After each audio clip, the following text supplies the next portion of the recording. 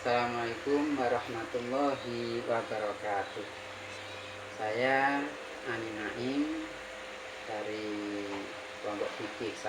Di sini saya akan membahas tentang sholat fardu. Karena sholat sendiri merupakan kewajiban bagi umat muslim. Karena Allah sendiri telah menyuruh kita sebagaimana disebutkan dalam Al-Qur'anul Karim, yaitu terletak pada surat Al-Baqarah ayat 43 yang berbunyi Bismillahirrahmanirrahim, wa aqimus sholata wa atuz zakah warka'u ma'ar raki'in, yang artinya maka dirikanlah sholat dan bayarlah zakat dan rukuklah bersama orang-orang yang rukuk, yaitu maksudnya sholat. Sholat sendiri dalam pembelajaran ini, pertama, tujuan pembelajaran sholat. 1. Peserta didik mampu menyebutkan syarat dan rukun sholat.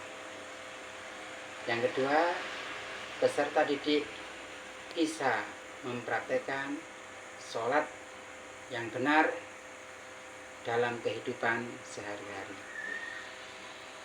Adapun syarat-syarat wajib untuk orang yang mengerjakan sholat, siapa saja yang wajib? Pertama, 1. Orang Islam. Kedua, orang baligh. Jadi seorang kalau sudah baligh maka wajib mengerjakan sholat. Untuk anak laki-laki yaitu umur 15 atau kalau sudah mimpi basah. Untuk anak perempuan umur 9 tahun kalau sudah haid maka wajib melaksanakan sholat. Yang ketiga, berakal. Maksudnya tidak atau bukan orang gila. Yang keempat, suci dari hadas, baik hadas kecil maupun hadas besar.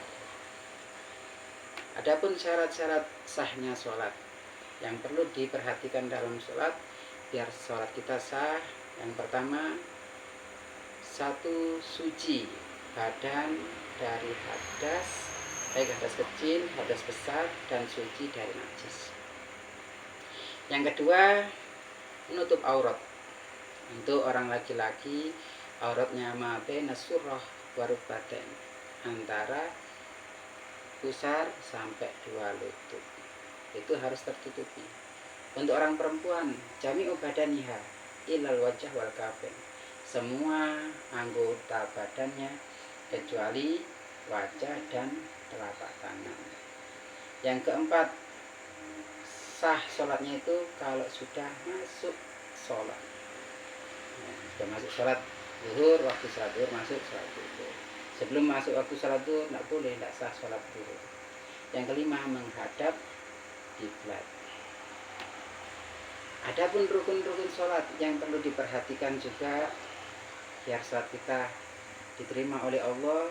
Pertama, niat. Harus ada niat. Sholat zuhur atau sholat asar itu harus ada niatnya.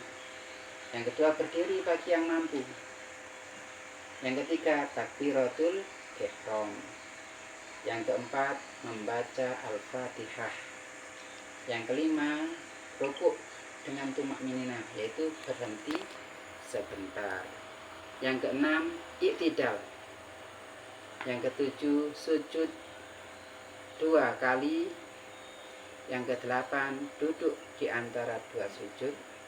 Yang kesembilan, duduk iftiros. Yang ke-10, membaca tasyahud. Yang ke-11, membaca sholawat kepada Nabi Muhammad SAW. Yang ke-12, tertib. Yang ke-13, salam. Itu rukun-rukun di dalam sholat yang perlu diperhatikan. Dan perlu diperhatikan lagi hal-hal yang membatalkan sholat. Apa saja? Nah, 1, murtad. Ya, murtad keluar dari Islam, itu membatalkan sholat meskipun bentar. Ya, gila. Yang kedua, gila, hilangnya akal. Ya, gila. Yang ketiga, belum masuk sholat belum masuk sholat duhur kok sholat duhur, maka tidak sah atau batal sholat. Yang keempat, terkena najis waktu sholat, ternyata kejatuhan tai cecak, dibiarkan dibawa sholat, maka itu akan batal sholatnya. Yang kelima, berhadas kecil waktu sholat kok kentut, maka itu juga membatalkan sholat. Yang keenam, berhadas besar. Yang ketujuh, terbukanya aurat dengan sengaja, jadi auratnya sengaja dibuka, tidak ditutup, maka itu membatalkan sholat. Tapi kalau kena angin, tidak sengaja, cepat-cepat ditutup, maka tidak batal sholatnya, sah sholatnya. Yang kedelapan, bergeser arah kiblat, tidak menghadap kiblat lagi, nah, itu termasuk membatalkan sholat.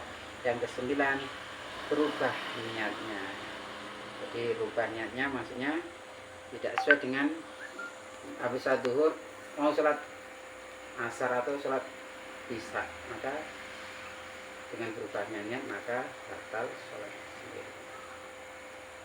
Itu saja ya. Yang ke-10, tidak membaca Al-Fatihah. Jadi termasuk yang membatalkan sholat tidak membaca Al-Fatihah. Yang ke-11, meninggalkan rukun sholat lainnya. Yang ke-12, tertawa. Yang ke-13, mengucapkan salam dan menjawab salam orang lain kepada orang lain atau menjawab salam orang lain. Yang ke-14, membaca sholawat. Ada orang mengucapkan nama Rasulullah, terus waktu sholat membaca dijawab dengan sholawat, maka batal sholatnya.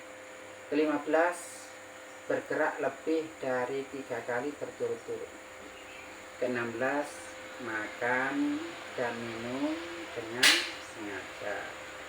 Yang ke-17, mendahului imam dalam sholat berjamaah. Yang ke-18, tersedianya air bagi orang yang tayamum. Jadi waktu tidak ada air kalau tayamum, terus ternyata ada air, tersedianya air, maka batal sholatnya. Mungkin itu saja yang bisa saya sampaikan untuk materi kali ini. Akhiran, assalamualaikum warahmatullahi wabarakatuh.